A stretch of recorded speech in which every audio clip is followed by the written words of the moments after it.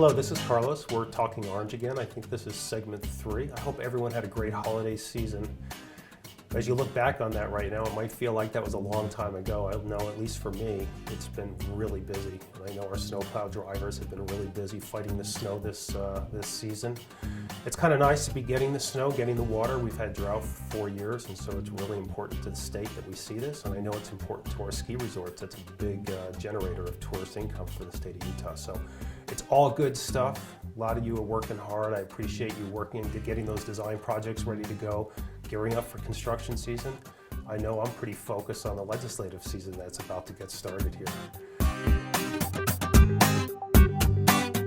Big year coming up. As we do every year, we publish how we've been doing in taking care of the public's roads.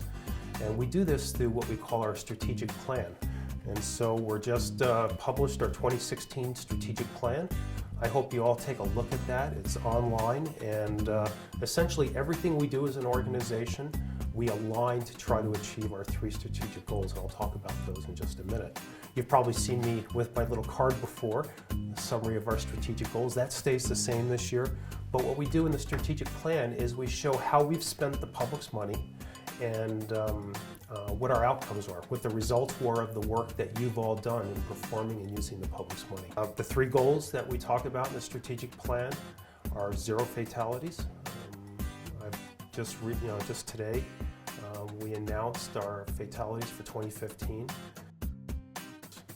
This tears my heart apart. It's frustrating. We're all working so hard to get to 0, and we still have a ways to go, obviously.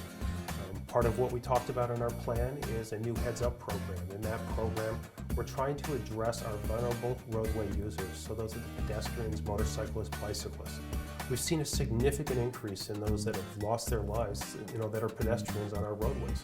And so we're trying to find ways to better educate the public and also, apply the right engineering solutions to our roadways so that we can try to make our roadways as safe as possible and make the public as aware as possible so we can get to that 0.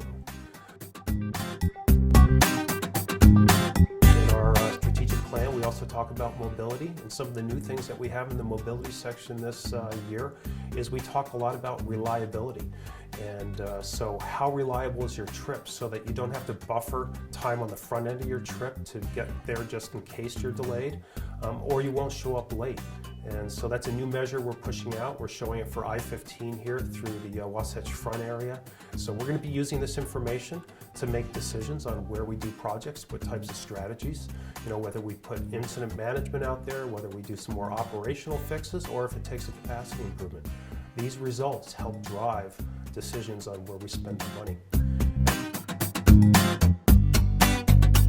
And of course, we've got our preservation areas, and we all spend a lot of time taking care of the public's infrastructure. We have a $35 billion asset value. That's really between our pavements, our bridges, our property, signs, and pipes. A huge amount of asset value that we're responsible for taking care of. And with the passage of House Bill 362, we're going to be able to do a better job taking care of the public's infrastructure. So we're going to be taking, of that $55 million that we're going to be getting every year, we'll be putting $40 million into our low volume roads, what you've heard, level 2 roads, and then we'll be putting an additional $15 million a year into our bridge program. So we're going to be able to do even a better job of taking care of the infrastructure that we have in Utah. So there's a lot going on. It's pretty exciting. I'm going to try to keep you all posted. Probably do the next Talking Orange from the legislature, take you guys on a tour of the Capitol a little bit. But in the meantime, keep smiling, be safe, buckle up, put those phones down, and thank you for keeping Utah moving.